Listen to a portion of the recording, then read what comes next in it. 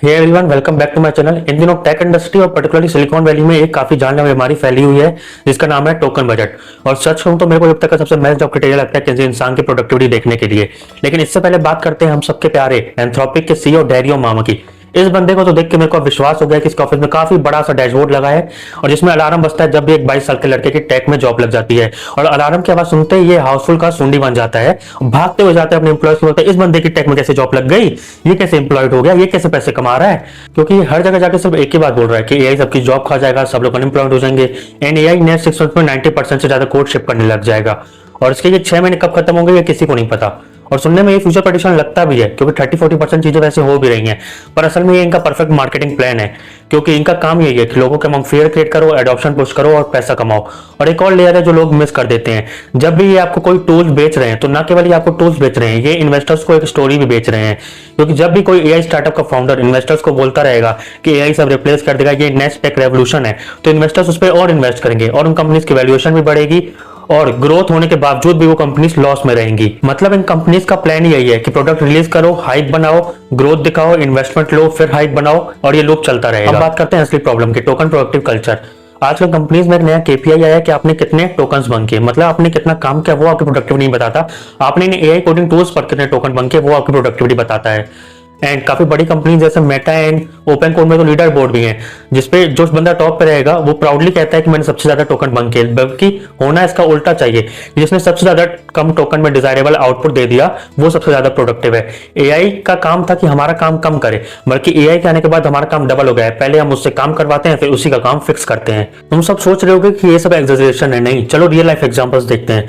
GitHub Copilot ने क्या किया, फ्लैट मंथली मॉडल हटा के यूसेज बेस्ड सिस्टम ला रहा है और तुम्हें क्रेडिट्स मिलते हैं जो टोकन के हिसाब से खत्म होते हैं और सारे फ्री मॉडल्स हटा दिए गए। यहां तक कि मेरे स्टूडेंट प्लान से भी काफी प्रीमियम मॉडल्स हटा दिए गए। मतलब पहले सब्सक्रिप्शन था, अब मीटर चल रहा है। और ये शिफ्ट किया क्यों? क्योंकि एआई चलाना चीप नहीं है, कंप्यूट कॉस्ट इंसेन है और सस्टेन नहीं हो रहा। दूसरी साइड पे एंट्रोपी का केस तो और इंटरेस्टिंग है। हमारे डैरियो मामा ने अपने कुछ प्यारे रैंडम 2% यूजर्स के लिए $20 एंड $200 प्लान्स का प्राइस ही इंक्रीज कर दिया। और यहां तक कि $20 के प्लान से तो क्लाउड कोड भी हटा दिया गया। मतलब क्लियर टेस्टिंग चल रही है कि कितना चार्ज कर सकते हैं बिना यूजर्स को भगाए। और ये सब एक ही डायरेक्शन दिखा रहा है कि ये अभी इंट्रो फेज है और एआई कोडिंग टूल्स के सब्सक्रिप्शन का फाइनल प्राइस नहीं है। और जैसे ही डिपेंडेंसी स्ट्रांग होगी प्राइस और बढ़ेगा, लिमिट्स और कम होंगी। और सबसे डेंजरस पार्ट है इसका एडिक्शन। ये लोग तुम्हें कोई टूल नहीं बेच रहे हैं, ये लोग तुम्हें एआई नाम का ड्रग बेच रहे हैं। पहले क्या होता था, ऑलमोस्ट अनलिमिटेड एक्सेस होती थी और तुमको लगता था कि तुम काफी प्रोडक्टिव हो चुके हो, तुम हर छोटी से छोटी चीज एआई से करवाने लगते हो। और धीरे धीरे क्या होता है, तुम खुद सोचना कम कर देते हो, खुद कोड लिखना कम कर देते हो और बिना एआई के काम करवाना भी अनकंफर्टेबल हो जाता है तुम्हारे लिए। और इसी को तो एडिक्शन कहते हैं। और फिर एक दिन लिमिट्स कम हो जाती हैं एंड प्राइसिंग बढ़ जाता है और तुम अब फंस चुके हो। अब तुम्हारे पास चॉइस ही नहीं है, तुम पे करने पर मजबूर हो चुके हो।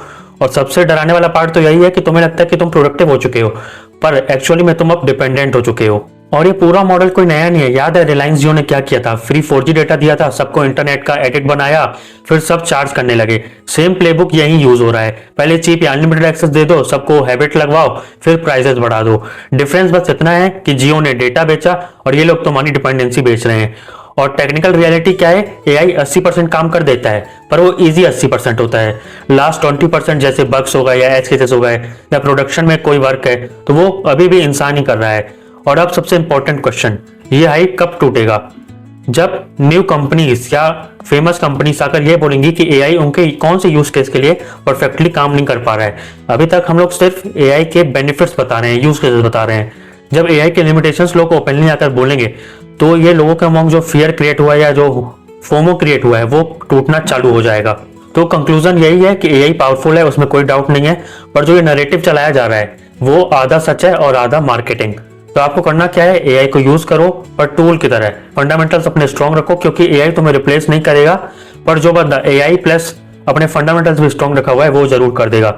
और नेक्स्ट टाइम जब कोई बोले एआई आ गया और सारी जॉब्स खत्म हो जाएंगी तो एक बार जरूर समझ जाना वो तुम्हें वार्न नहीं कर रहा है, वो तुम्हें अपना कुछ सेल कर रहा है। Well, that's a wrap on another good time. Glad that our little worlds could align. Feels a little bittersweet, it's through, but I'm excited for what's coming soon.